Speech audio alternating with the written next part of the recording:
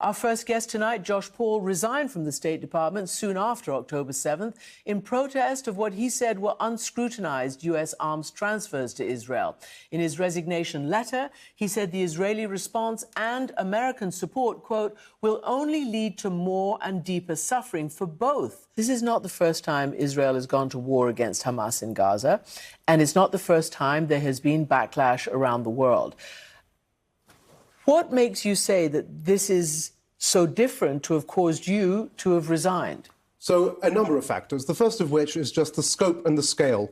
You know, here we are 2 months into this conflict, and we have seen 3 times more children die, 6,000 in Gaza, than in 2 years of Russia's war against Ukraine.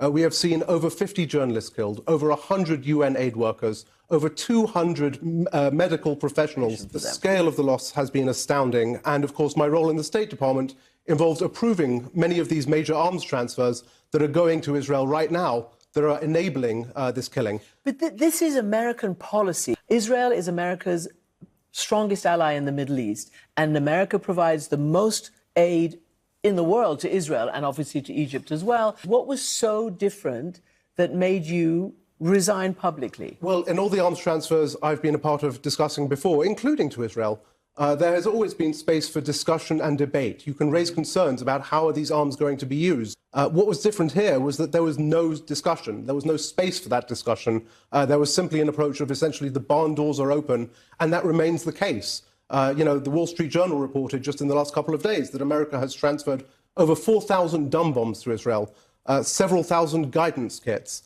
and 45,000 artillery shells. This is not going to work. This is not going to lead to the result that Israel wants. It is just going to prolong the suffering of both the Israeli and the Palestinian people for another generation, as opposed to, I think, a very political, ideological perspective that is coming from the political level in the US and in Israel and in the UK that thinks that there is a way to make this work. There is not, and the suffering we are seeing on the ground really reflects that.